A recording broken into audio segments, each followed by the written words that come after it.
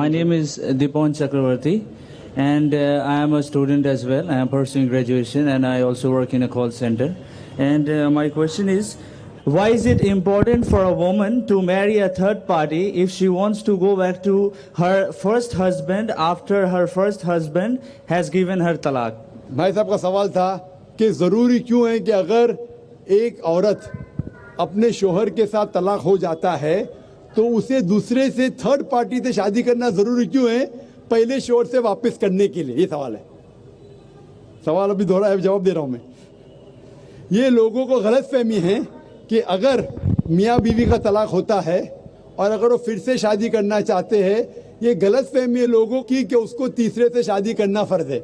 कुरान में साफ तौर पे लिखा हुआ है सूरह बकरा में सूरा नंबर 2 आयत नंबर 228 से लेके 242 तक तलाक के पूरा डिटेल दिए गए, किस तरीके से तलाक दिया जाता है।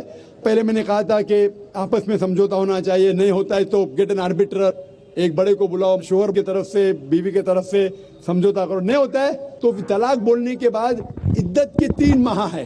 कुरान में लिखा है सूरह बकरा सूरा नंबर 2 आयत नंबर 228 के 3 माह, 3 महीने, 3 menstrual cycle is the period of waiting इद्दत। 3 महीने के बाद the divorce is completed। लेकिन 3 महीने के दरमियान अगर मियाँ बीवी वापस में रुजू होना चाहते तो हो सकते, तलाक नहीं होता है। लेकिन अगर 3 महीने तक रुजू नहीं होते और अलग हो जाते और 1 साल बाद उन्हें ख्याल आता है अरे हमने गलत किया, हम फिर से शादी करना चाहते, तो कुरान की आयत है सूरह बकरा सूरा नंबर 2 आयत number 232, do not prevent the women from marrying the former husband. आप औरतों को अपने पुराने शोहर से शादी करने से मत रोकिए। तो वो औरत फिर से अपने पहले शोहर से शादी कर सकती है, लेकिन नया निकाह नया मेहर, new marriage new mehr. No no no, what you are saying is a misconception. I will come to it. लोग समझते हलाला की जरूरत है, हलाला जैसी कोई चीज कुरान में है नहीं, मैं उसके ऊपर आऊंगा। लेकिन फिर से शादी करने के बाद फिर से इन लोग जिंदगी बसर करते, 3-4 साल बाद फिर से कुछ नाइत्तेफाकी होती है, फिर से तलाक। वही तरीके से समझौता करो, बड़े को लेके आओ, तलाक बोलो, 3 माह रुको, फिर जाओ। फिर से 2 साल बाद याद आता है नहीं वापिस से रहेंगे, फिर से शादी कर सकते, फिर निकाह, फिर मेहर, फिर से झगड़ा होता है।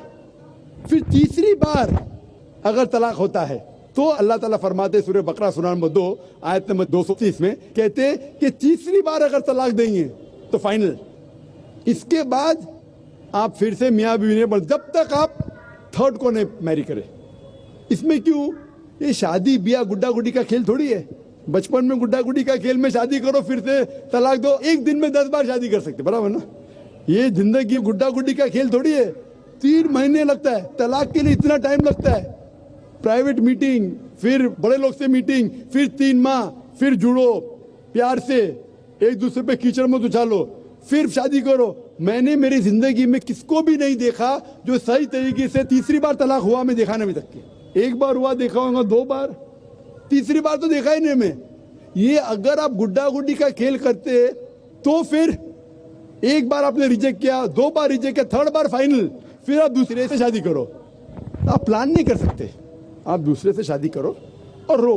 और फिर पता लगा आपको मैं पहले शोहर से नाराज थी, सिर्फ दिन में 6 घंटा देते थे, ये नया शोहर तो 2 घंटा देता है, तो पहला वाला अच्छा। नो, दाल आटे का भाव मालूम पड़ेगा। मेरी माँ मुझसे कहती थी मार्केट जाएंगे तो दाल आटे का भाव, दाल और आटे का भाव, आप समझे ना?